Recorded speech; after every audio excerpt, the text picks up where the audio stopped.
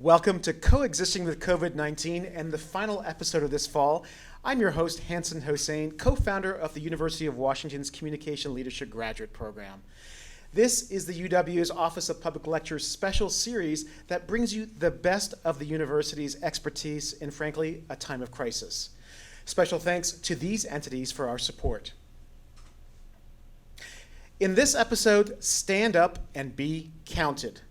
Until I started preparing for this particular episode, I hadn't realized how much our democracy really relies on accurate numbers, from elections to the census. It's all about our relationship with the government and its relationship with us. The big question now was, how will COVID-19 affect or change that relationship? Before we start, some viewing recommendations from you with this checklist: test your viewing volume, turn on closed captioning on YouTube, and email us your questions. Here to help us answer this fundamental conversation and this question about stand up and be counted and what the impact of COVID-19 will be are three accomplished experts. Michele Storms is the executive director of the American Civil Liberties Union, Washington. She was previously faculty at the University of Washington School of Law and has also served as an assistant dean. Michele's primary concern, equity and justice for all, which, as we know, is front and center in this region and across the country. Lisa Marshall Manheim is the Charles I. Stone Associate Professor of Law at the UW School of Law. She teaches and writes in the area of constitutional law, election law, and presidential powers. As a law school graduate myself, I'm especially impressed that Lisa has clerked both at the United States Court of Appeals and at the U.S. Supreme Court. Sara Curran is director of the Center for Studies in Demography and Ecology at the University of Washington. Her research examines the relationship between demographic dynamics and economic development, among other areas. I've known Sara since I joined the UW, and I'm pleased she'll share her expertise with all of us on the census in this episode. Reminder, if you have any questions for our experts, you email at any time to mayiask@uw.edu, and I'll try to incorporate those questions as I lead this conversation. Sara, Lisa, and Michele, thanks for joining me at this crucial time. Thank you. So Michele, I start with you as a former UW faculty, but now on the front lines of a lot of this. What impact do you see the pandemic having on this crucial, necessary for counting, whether it's the election or the census? Right. So let's start with the census. The census is absolutely critical because it's how we count who lives here, where they live, and it's central to our representative government, right? Because the numbers in the census tell us who should be our representatives in Congress. It tells us what federal resources should go into communities. So it's critical that people participate. While it was intended that this be done online this year anyway, we still had interruptions due to COVID-19. The presidential administration has changed the timing a couple of times around the timeline to participate for field operations and such. And then I think the other piece with regard to the census is just that COVID-19 just has such a devastating impact on people's lives. People have lost their jobs. People are taking care of their kids, schooling their kids from home. And as a result, it's a little difficult to pay attention to going online. And, even though it only takes about 7 minutes to fill out this census. So COVID-19 absolutely has an impact on the census. And then I think as to voting, the thing that is complicated is, again, voting, cornerstone of our democracy, right? It's extremely important that everyone does it, but people should not have to choose between their health and their voting. So how people vote this year is greatly impacted by COVID-19. And I know we'll have the chance to say more about this as the program proceeds. Well, that's a great summary, and thanks for establishing that foundation for us, Michele. Lisa, you have focused so much on the importance of our institutions and how they're backed up by our laws and Constitution. What impact has the pandemic had on those particular traditional institutions of ours? Well, when I think about the different problems that society face, and then I consider the pandemic, one way of conceptualizing the pandemic is as sort of a multiplier. In a sense, it takes the pre-existing problems that we have, and then it tends to multiply their effects. And certainly this is true with respect to a number of different institutions and the challenges they're facing. One that I think makes sense to focus on is election administration. And by that, I'm really referring to how we run the elections that then count people's votes. And to be clear, election administration is always a bit of a mess. It's just not possible to implement a system where you're counting millions of people's ballots that are all being cast at more or less the same time. And what's made that process worse over the last, I would say, 10 years or so, is that sometimes what you'll have is that you'll have the people in power actually trying to take advantage of some of those challenges and some of those complications in election administration in an effort to actually make it harder for eligible voters to cast a ballot and have it counted. So in a sense, that what the pandemic has done in this context is it's taken that large collection of pre-existing problems and it's made them worse. Got it. Well, Sara, you've heard Lisa say that there are entities that would like to take advantage of these challenges when it comes to the census and the elections. And we heard Michele also speak about her concerns around what should have been an easy thing. What's really going on here? What's your concern about the census? Well, there are a couple things, and as Lisa mentioned, there are multiplier effects. One piece is that the census always, for several decadal censuses, has been a challenge with funding issues, and that became even more starkly apparent when COVID hit. And the second is, as Michele mentioned, there's been this back and forth administrative changes around when the field operations will start and stop. And that had happened in April. It happened again where they were reopened in May. They've now just they thought we were going to be working on collecting field operations through October. Now it's been changed to September. And this has just created havoc within the collection of the census data.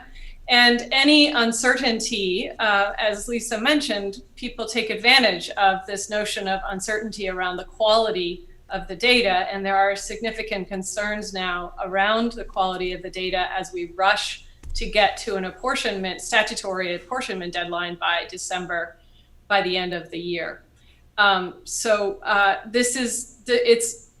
Michelle's right, it could have been a very easy situation because for the first time the census is online, you can go online and do your data entry. I want to add one more piece to this, which is that because we were using a whole new mechanism for online data entry for the census, we have actually a much larger proportion of people who are in the non-response category, and the field operations to do that non-response work was started up again, is stopping early.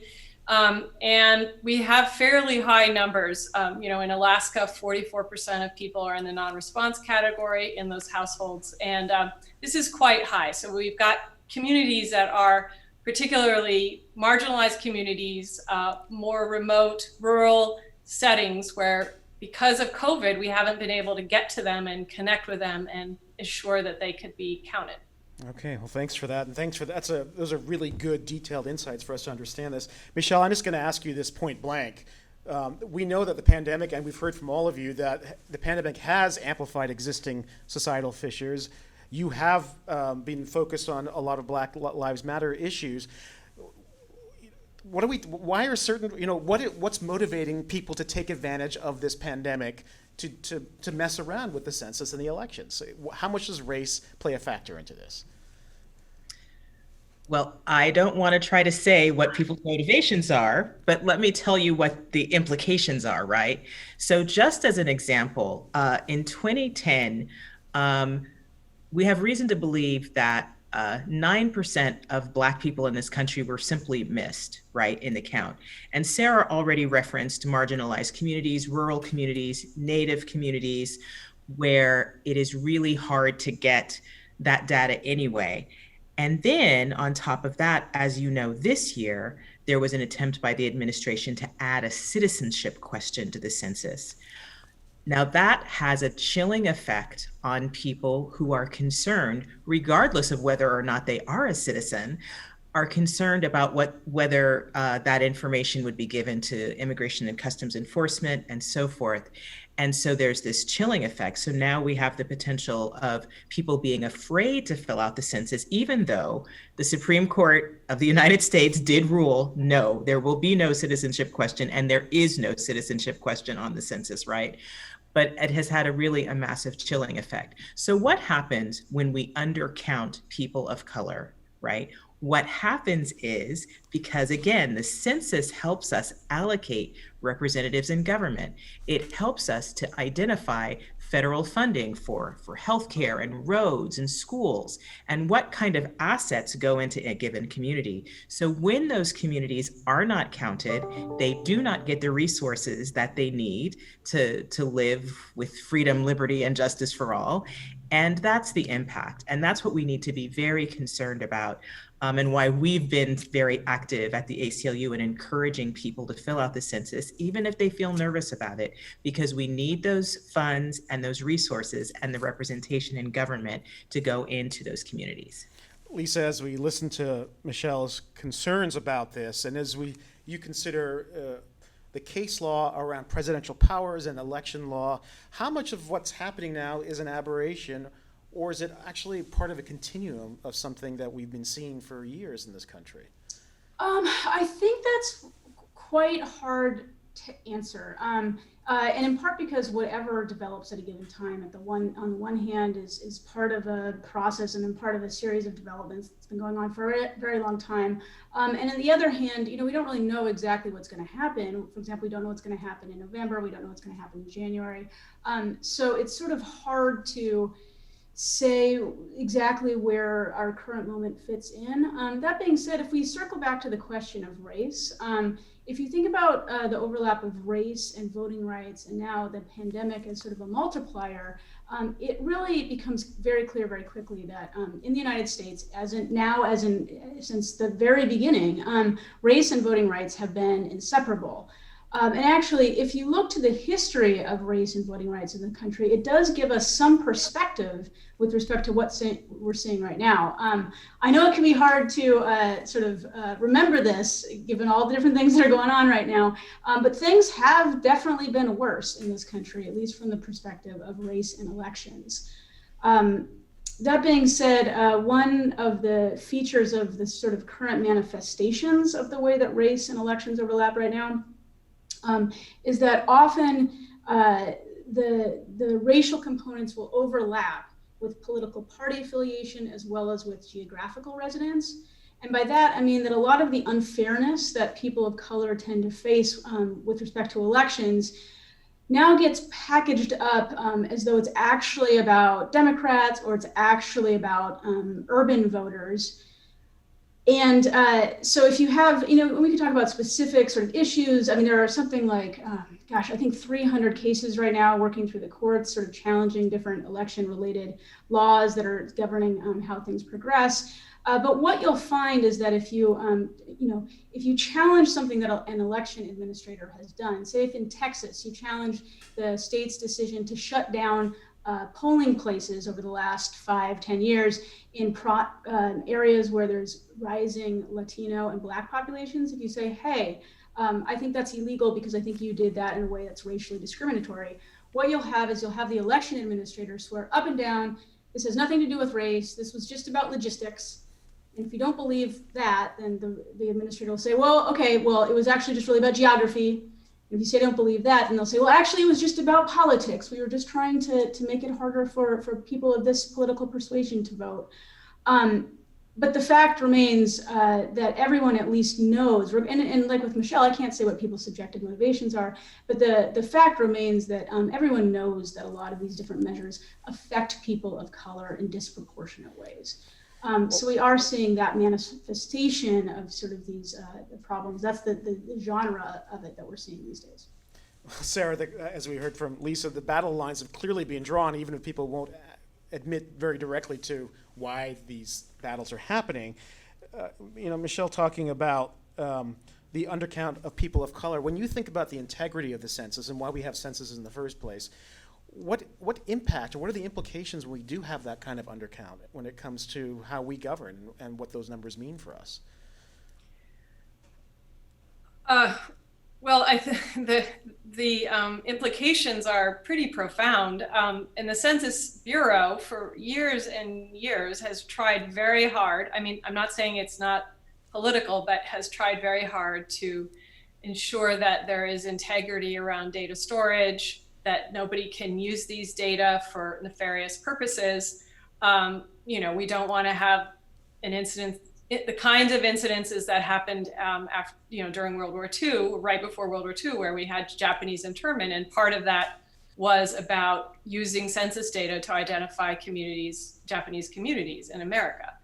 And that whole experience led to amendments to statutory laws around requiring protection of confidentiality of people's data. What's happened in the last 3 years has been pretty concerted attempt to suggest that census data might be used to identify particular kinds of people. In fact, just in July, the president issued a memo saying that he wanted to have apportionment counts that excluded undocumented migrants from the count.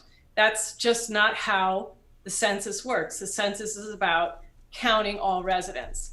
And the distribution of resources, as Michele described, is all about distributing resources to everybody who lives in the United States. I mean, distributing to states and to localities based on the total number of people residing in that place. And I won't go into there have been for years questions around how do we measure race, how do we measure ethnicity, and those every decade those are often problematic, challenging political decisions.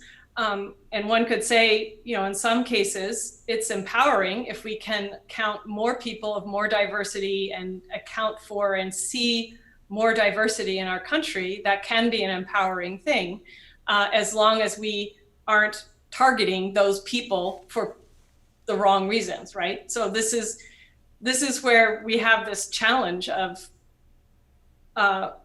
counting people for what purpose. And the ideals supposedly of the census in the establishment of democracies was to empower people. Censuses have been going on for thousands, millennia of years. For the most part, censuses were used by governments to tax people, to confiscate property, and to conscript people into the military. It wasn't until you had the Enlightenment and you had this idea of democracy that started to emerge, where you began to see the notion of a census as more of a relationship between the people being governed and the government, and more empowering. That said, still a political process. Yeah. And raising doubts about the quality of the count then leads to all sorts of court challenges, and we'll just be in a forever cycle of not actually doing the work of governing and not actually progressing as a society. Got it. Well, Michele, things sound pretty dire on a federal level. How much can we here in Washington State, with our mail-in ballots and our relatively sedate political culture, pat ourselves on the back for what's going on here? Oh, was that for me? Yeah.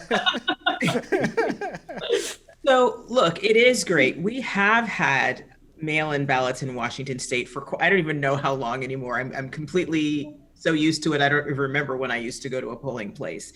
And not too long ago, our Secretary of State did a study to identify the safety and security of it. And is there any fraud? And the amount of fraud was just infinitesimal, right? It was just like didn't even register. So we're fortunate that way. We know we can do that. And as long as we keep the Postal Service alive, we can mail in our ballots. I mean, we've been so dedicated to safe voting in Washington that you no longer have to put a stamp on it, right? And there's ballot boxes in numerous places around the states. You don't even have to drop it off at a postal box. So that's helpful. I think we're in decent shape because of that. And while we may not be as politically divided in Washington as other places, I am going to say, sadly, I think that the divisions that we see on the national scale do impact us here as well. Yeah. So Lisa, concerns around voter fraud, the post office. I mean, we heard from Michele that Washington State is less of a concern, but still a concern. When you look at what the court cases have brought forward and what we're seeing happen right now, what has been the general level of concern around voter fraud, and how has it been addressed in this country until now? Sure. So one thing that you asked, how is Washington sort of compare to other jurisdictions? And one thing to note in Washington is not only that almost in a little bit of an accident, we have universal mail-in voting at exactly the time when you want universal mail-in voting. So we have that going for us. But then also we have a sort of a history, a tradition of election administration in this state that is, even though it's nominally partisan, for example, our Secretary of State is Republican, it functions in a fairly nonpartisan manner, pretty cooperative manner. We have our Secretary of State's office has a good, long-standing relationship with the United States Postal Service. Our Secretary of State actually got on national news and started, you could sort of feel like it's a little bit like the president kind of stepped on her turf a little bit by saying, there's all these threat of fraud when it comes to mail-in voting, and she started going on, national news saying, "Wait a second, I've worked on this hard for years and years, and that's just not true. Come check it out. We have all these security measures. This is not a concern." And so I would say that it's sort of those two things together, sort of competence in election administration. Even in the context of a pandemic, coupled with less of a concern over it's basically attempts to kind of take advantage of these complications like we're talking about in order to undermine the ability of people to vote. And that gets us to your question about voter fraud across the country. So here's the thing. Under current law, and largely even when it comes to just to sort of what's acceptable in politics these days, if somebody is going to try to make it harder to vote, then that person is not, certainly in a court, but even sort of in the court of public opinion, that person really is going to have a hard time saying, I want to make it harder to vote because I don't like those people's votes. Instead, the person has to come up with some reason for why he or she is making it harder to vote. And again, I would tag it at about a decade. For about a decade, there has been this sort of common refrain, which is that voter fraud is the concern. Voter fraud is the concern. The problem is, or maybe it's a good thing, maybe it's a bad thing, but in this context, the problem is that there is no evidence of voter fraud of any significance anywhere in the country that would in any way sort of justify suppressive voting measures. And so that then leads to, at least for some people, and often for me, for what it's worth, leads to the conclusion that the reference to voter fraud is actually pretextual. The way the courts respond to this varies based on the court that you're dealing with. The US Supreme Court, for the most part, has said, look, if the state says that it's worried about voter fraud, we're going to take them at their word, and they can enact measures in response to that. So that, for people who feel that these measures are not appropriate, that's a pretty frustrating response by the US Supreme Court. That being said, what you actually have now is you have, for example, the Trump campaign and others aligned with the Trump campaign have brought lawsuits saying that states, in a sense, are violating the Constitution by making it too easy to vote. So they're trying to get the federal courts to actually restrict people's ability to vote in different states under the theory that it somehow leads to voter fraud. And we haven't seen how those cases will go through the federal courts yet. But my hope and prediction is that the Supreme Court will sort of see that that's the flip side of the same coin, which is to say, no, we're going to defer to the states on that. And that actually is what I predict. I'm so tempted to ask you a follow-up question, but I might leave it for later about what happens the day after the election when we have potentially a new Supreme Court maybe addressing a situation around the election, but I'll come back to you on that maybe. I will stick to the Washington State question just with Sara for one last chance to think about the census in terms of how we have performed with regards to the census collection in Washington State, where, as we've heard from Michele and Lisa, things are pretty good compared to the rest of the country. Right. Well, yes, in terms of self-response, we're ranked second in the country in terms of states. Who's first? I got to know. Well, Minnesota. Oh. Minnesota has a higher self-response rate than we do, and we're tied with Wisconsin. So we're clocking in right now at 71.9% of our population has self-responded. Minnesota's at 74.7. That still leaves more than 25% in the case of Minnesota with a non-response household. According to the census, we're getting close to completion. So we're at, no state has a complete count yet, but we're up getting close to 99, 98% of the count in Washington. Now, what you should know, I really want to emphasize this, because it's not just the count, it's not just a mere count and then we say, oh, we have a count, we have the numbers, package it up, send it off. There is a whole process of, that demographers do, processing and doing data quality checks. And data quality is very important. And right now we are in a place where we are shortchanging that data quality process. So when we will have 3 months to get an apportionment result to the president and Congress, and we need 5 months to do data quality checks to make sure that we actually have an accurate count, and it's especially true for these non-response households. So I don't want to, there are all sorts of issues naturally that come, like duplicates, all kinds of reasons why we need to do data quality checking, cleaning, and preparation of the data. That by shortchanging that process, not only are we going to be, problematic, it just raises those concerns again, like it's not accurate. People are voting more than once. This will be the same thing. People have been counted more than once. So there's going to be, if we don't do it the way we have been trained to do it and make sure that we have an accurate count, we just raise uncertainty about that count, which then takes us into the courts and debates and, very, very challenging. So Michele, the pandemic is a crisis, the election's a crisis, and it sounds like the census is a crisis. As you know, it feels like such a pivotal moment for America. We're trying to figure out who we're supposed to be, who we used to be, and where this is all going to go. But my favorite philosophical response to all this is, all this shall too pass, right? And so what lessons do you think we'll draw from this in 2020 that will affect the next election and the next census, especially when you are doing the work that you're doing and try to figure out what precedents are we setting here by fighting these battles right now? Well, I think it's really powerful that you said, as you were asking the question, who are we and who have we been, right? Because I think the question is, who are we and who do we want to be?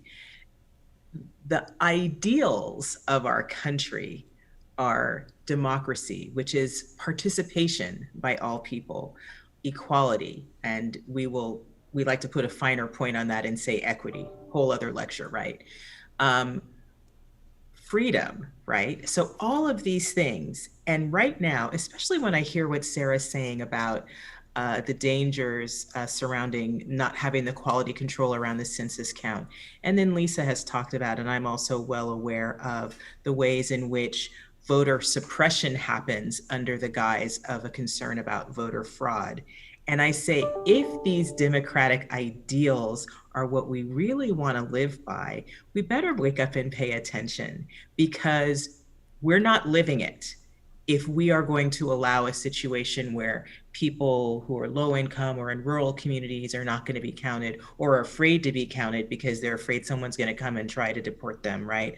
Or when people literally cannot get across to vote. In Florida, they just passed this amazing Amendment 4, right? That was about formerly incarcerated people's right to vote. And then the High Court in Florida just basically said, well, now, sure, that's fine, but if you haven't paid your fines and fees, then you still can't vote, which is functionally a poll tax, right? So that's right out of the 50s and 60s playbook that was about preventing certain communities from being able to vote.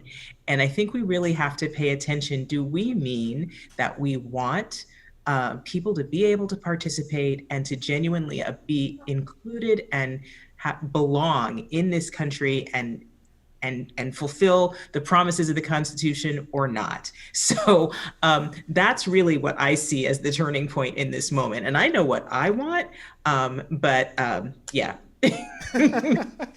Lisa, the way Michele described things, we really are on the fulcrum, and it sounds like we're going to see a lot of this end up probably in the courts over the next few months and even years. And even, as I mentioned, as we think about the potential composition of the U.S. Supreme Court moving forward, as that seventh position is filled. Sorry, ninth position is filled. What do you foresee happening based on all the things that are occurring right now in terms of the lessons we're going to draw and how this plays out in the law and in the courts? Sure. So, I mean, I think one thing that has to be acknowledged is that we don't know how it's going to play out. I think it's easy for people to get pretty worried about things. And actually, I would say, to be perfectly frank, I would say that worry is appropriate. But what I think is not appropriate is panic. And one of the reasons why panic is not appropriate is that it's frankly not productive. It also, so I'm going to make a little connection and come back to it real quickly. What we're seeing now is we're seeing some real sort of erosion of democratic norms, and sort of erosion of sort of democracy generally. And in response to those threats, at least for people who study other countries, for people who study history, in history of the United States, one of the most effective responses to that is actually to not sort of panic or to assume that everything is lost and to kind of go into a shell. It's the exact opposite. Start exercising your rights broadly, start really getting involved, start really caring, start really showing people you care. That's sort of the best bulwark against this sort of erosion. And to that end, you asked, sort of what are we going to take away from sort of what's going on right now? And I will note that every year the Annenberg Public Policy Center surveys Americans' basic knowledge or their knowledge of basic civics. And these are things like they ask people, can you name the three branches of the United States government? Can you name any right in the First Amendment? And the results of these surveys for years, in my view, have been really troubling. In 2017, a third of Americans could not name a single branch of government. And over a third could not name a single right contained in the First Amendment. So what's my point here? These numbers actually have gotten significantly better. The 2020 survey that they did, people are really paying attention. And so to the extent that people are paying attention and they care about democracy and they understand that you actually, in fact, it's frustrating. Democracy is frustrating. Things go slow. You have to compromise. It's a lot of work. The more people understand that and really start to care about it, that's actually a really good thing. Well, that's really hopeful, and I love the fact that people are educating themselves around democracy. That's a great way to think about that as we move forward. Sara, I'm actually going to change tack with you because we did get a question from our audience that's very specific to the census, and we'll see how it fits. If we got a new administration, I imagine a new president, would we redo the census? Is there ever a reason to redo the census in the United States? And I don't know if that's a crazy question, or are you just looking forward to actually answering that? Well, let me, probably not, but we would probably not redo the whole collection right now. Let me just say I'll just say a few things about that. But one is we've mostly almost completed the collection. Perhaps a new administration would allow us to do the data cleaning and make sure we have the right numbers and get those numbers done by what was originally planned after the COVID request from the administration back in April was to have a deadline for the apportionment numbers by April 30, 2021, which would have allowed us to, do the cleaning that needed to be done. So I suspect if anything, that might be what happens. Two things to note is that in the continuing resolution, which is right now in the Senate, there is funding for the census, continued funding for the census, which is very hopeful. There's also a bill in the Senate right now for extending the deadline for the census, and it's a bipartisan Senate bill, co-sponsored by Murkowski from Alaska, so for obvious reasons, and others. And then, and I wanted to just say, I really appreciated both Michele and Lisa's point. I think a lot of people really do understand why we need the census. And it says something when you've got, in our state, 72% of people self-responding. Right now, there is a huge bipartisan group of people lobbying and working to get the administration and to get Congress to address the census issue. Including U.S. business interests, people from across the spectrum of professional associations, healthcare associations. Everybody relies on high quality census data, and they don't want anything to compromise that. So I agree that I think with Lisa and Michele, there's a lot of people put a lot of trust and faith in these particular institutions of the census and the elections. All right. Well, I want to take some time to close on the big question, or at least the big question that's in my mind. Well, with input from all three of you, and I'll start with you, Michele. That the origin of the rule of law comes from Magna Carta, 1215. American democracy was a fabulous idea and a shot across the bow in terms of kings not ruling us, but the people who could vote were only white male landowners at the time. And so we've seen this incredible progression and evolution of American democracy in terms of who can participate. And right now, it does really feel like we're at some particular important point where we're going to have to make that decision, as we discussed about what we're going to be and who we're going to be. So my question for you is this, is this really just ongoing growing pains for American democracy, which is this continued experiment in government? Or is this fundamentally a turning point in terms of what American democracy is and what it's represented in terms of freedom and people to the rest of the world?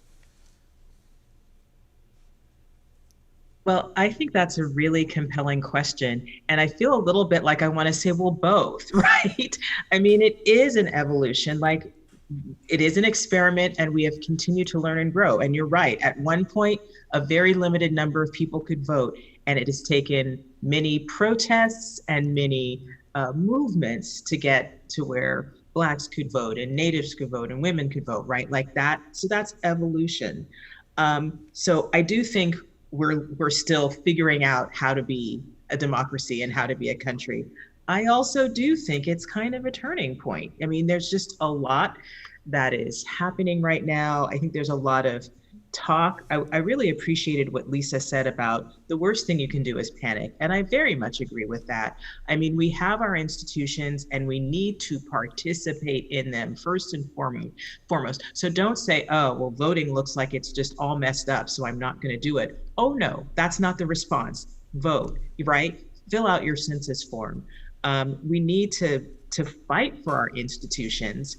There's a lot of talk that's happening in the media and from various different personalities about, oh, well, voting, there's going to be fraud, there's going to be problems, but we have to stand up for our institutions. And so if it's a turning point, then those of us who care about democracy have to stand up for the idea that we can do this. Our institutions are sound, and we'll fight to keep our institutions sound. I can tell you the ACLU will be fighting to keep our institutions sound. So join us. Oh, I know, you have a great record for fighting. That's great. Lisa, I love how hopeful you have been in terms of thinking about this particular point that we're in, especially with the pandemic sort of creating that forcing function. It's also testing our institutions in that, what do you see? Obviously we're not going to panic, as you said, but how much will our institutions change or grow or adapt, not just to this current situation, but to just as what seems to be an ongoing evolution of American democracy? That's a hard question to answer. Again, I guess I would say that it makes sense to think about the role that, it sounds so basic, but the role that education and that engagement and that participation all play in dictating which way we go. It's like we keep saying, it's hard work. Now, one thing that you mentioned there is something I think that is helpful to think about, which is this idea that every U.S. citizen should be eligible to cast a ballot. And that's something that, frankly, at this point, we often take for granted. And there are important exceptions to that based on age and residence and felon status and those are all very important. But nevertheless, it's something that tends to connect Americans, is this idea that if you are a citizen, then you get a vote. And one thing that I think is important to think about in that context is that was actually not the idea that we had at the founding, for sure. And in fact, it wasn't really sort of a commonly held belief across the country until about the 1960s, which is pretty recent. And so, despite all of the shenanigans that are going on, despite all the nasty rhetoric that we're hearing this year, it still actually, I keep watching for it, but it still remains sort of legally and I would say politically unacceptable to come out outright and push back against that notion that everybody should be able to participate. And so actually that is progress. And so that's just another sort of, I think, sort of thing to think about when kind of trying to take a little bit of a higher level view of what's going on. All right. Well, Sara, bring us home. It seems like we're doing our best to end this on an air of positivity. And I'm curious, sort of a derivation of the theme of this question in terms of looking to the future. And you've already alluded to this in terms of the application of technology for people to easily complete the census. What do you anticipate moving forward for our democracy and our ability to use an accurate census in terms of both our political culture and the technology to make it a better world for us? Well, I really do think that I was actually kind of going in that direction. I think that, we have this census every 10 years. We don't have to have the census every 10 years. If in fact we could afford to do it more often, it probably would be a good idea. And perhaps this online experience, I think I'm not a census person. I haven't talked to the Census Bureau officials who have been doing it. But my sense is that it worked better than they expected, and so there is hope. There is hope that that technology might really be helpful, and that we can trust the information that goes into the census and is stored and protected and held confidentially as something that we will continue to value and participate in. So I think it's possible. It could be that online census gathering might even lead to online voting. Who knows? I mean, where we don't have to. I know, I saw Lisa roll her eyes. But, making it easier for people to be heard, be seen, be able to be a part of this country. That's what both of these systems are in place for, and have opened up more to be more inclusive. So I'm hopeful. Hopefully that brought us home. Okay, yeah, that really did. I mean, Sara, Lisa, Michele, I mean, you've been all rays of light, not just in terms of the insights that you brought to this really difficult question, but you really have given us a sense of hope that our democracy will continue to evolve and grow even when we're going through these challenges right now, both in terms of politics and the pandemic. So thank you very much for sharing your experience and your expertise with us. And that's it for this particular fall season of Coexisting with COVID-19. Please do check out the rest of our great lineup at UW Public Lectures. We have a lot of things happening for the rest of the fall. And so you can check that out at the website uw.edu/lectures. And here's one last shot of behind the scenes of the folks who helped put this amazing show together. Right now I've got Richard McLean and Frost Keaton here with me in the studio here on campus, always socially distancing. And we will return for the remainder of season 2 as we come back on January 7th in winter, and coexisting with COVID-19 still, but probably in different ways. So we look forward to that and that conversation with you all. Thanks for joining us. I'm Hanson Hossein.